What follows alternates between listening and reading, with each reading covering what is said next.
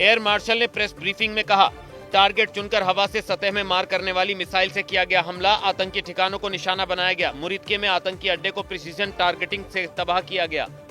हमने आतंकियों का सफाया किया, पाकिस्तान ने नागरिकों को निशाना बनाया। भारतीय सेना की पाकिस्तान को कड़ी चेतावनी, कहा आज रात सीजफायर तोड़ा तो तगड़ा जवाब मिलेगा, पूरी ताकत से देंगे जवाब। पाकिस्तान ने आज रात कुछ भी किया तो बड़ा हमला करेंगे। ऑपरेशन सिंदूर पर वायुसेना का बड़ा बयान, कहा हमने लक्ष्य को हासिल किया। ऑपरेशन सिंदूर अभी जारी, आगे दी जाएगी जानकारी। पहलगाम आतंकी हमले के बाद पीएम मोदी ने कहा था, आतंकी ठिकानों को मिट्टी में मिला देंगे। ऑपरेशन सिंदूर लॉन्च होने के आधे घंटे के अंदर मिट्टी में मिल गए थे आतंकी ठिकाने। ऑपरेशन सिंदूर अब भी जारी। प्रधानमंत्री मोदी का सेना को स्पष्ट निर्देश, पाकिस्तान की हर गोली का जवाब गोले से दे भारत। पाकिस्तान को लेकर साफ था भारत का रुख, भारत ने साफ कर दिया था कि देंगे कड़ा जवाब। 9 से 10 मई की रात को पाक ने 26 जगह नाकाम हमले किए, जिसके बाद भारत ने पाकिस्तान के 8 एयरबेस को बनाया था निशाना। कश्मीर को लेकर भारत का रुख साफ है, पाकिस्तान से सिर्फ पीओके वापसी पर होगी बात। पाक आतंकियों को सौंपे तो बात हो सकती है। भारत नहीं चाहता कोई मध्यस्थता करे, भारत को किसी की मध्यस्थता की जरूरत नहीं।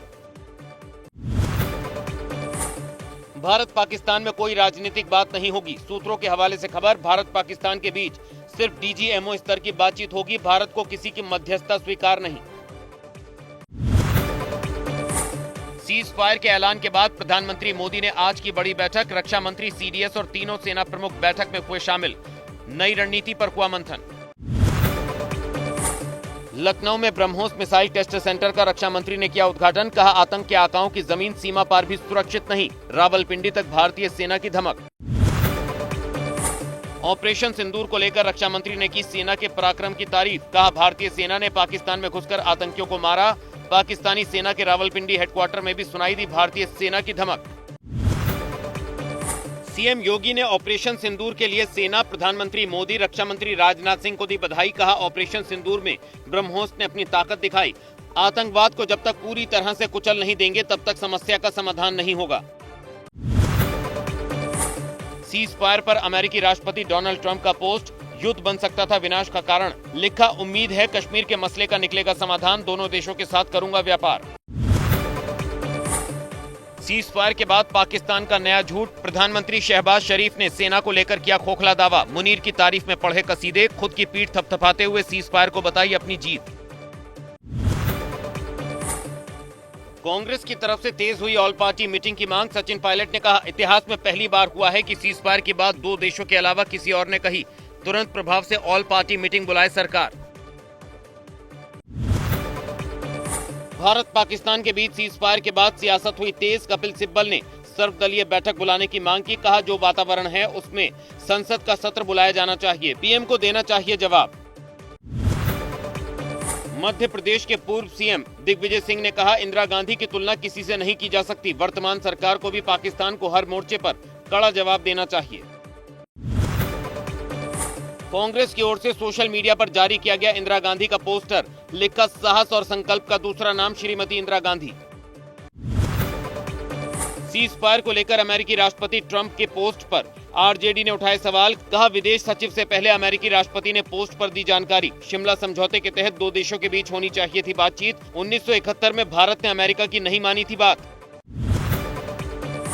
महाराष्ट्र के डिप्टी सीएम एकनाथ शिंदे ने कुत्ते से की पाकिस्तान की तुलना, कहा अगर वो अपनी हरकतों से बाज नहीं आया तो उसके दुम को काटने का काम करेंगे पीएम मोदी, पाकिस्तान की नीयत पर नहीं किया जा सकता भरोसा।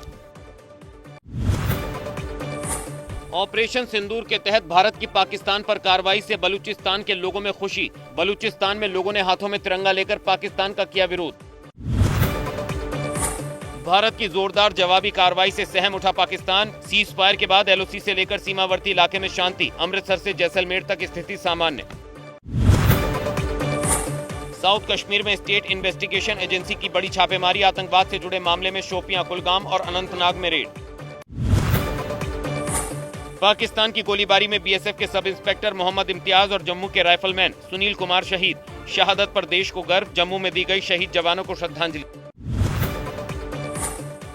पूरे सम्मान के साथ शहीद राइफलमैन सुनील कुमार का पार्थिव शरीर पहुंचा उनके पैतृक गांव। लोगों की आंखें हुई नम। आरएसपुरा सेक्टर में सीमा पार से हुई गोलीबारी में सुनील कुमार हुए शहीद। एलओसी पर गुरुवार को शहीद जवान मुरली नायक के पैतृक गांव पहुंचकर आंध्र प्रदेश के उप मुख्यमंत्री पवन कल्याण और राज्य सरकार में मंत्री नारा लोकेश ने दी श्रद्धांजलि। शहीद के परिवार को बंधाया ढांढस। राजौरी के एडिशनल डीडीसी राजकुमार थापा को जम्मू में नम आंखों से दी गई आखिरी विदाई। बड़ी संख्या में लोगों ने दी श्रद्धांजलि। सीमा पार गोलीबारी में हुए थे शहीद। पाकिस्तान की तरफ से हुई गोलीबारी में शहीद हुए सूबेदार मेजर पवन कुमार का पार्थिव शरीर पहुंचा उनके पैतृक आवास। कांगड़ा के शाहपुरा के रहने वाले थे शहीद पवन कुमार। नम आंखों से लोगों ने दी श्रद्धांजलि। जम्मू कश्मीर के राजौरी में शहीद राजकुमार थापा को एलजी मनोज सिन्हा ने दी श्रद्धांजलि। परिवार से मिलकर जताई संवेदना। 16 या 17 मई से फिर शुरू हो सकते हैं आईपीएल के मुकाबले। भारत पाक तनाव के चलते स्थगित हुआ था टूर्नामेंट। 30 मई या 1 जून को खेला जा सकता है फाइनल मैच। पीडीपी प्रमुख महबूबा मुफ्ती ने बारामूला का किया दौरा। सीमा पार गोलीबारी में घायल लोगों से अस्पताल जाकर की मुलाकात, लिया उनका हालचाल।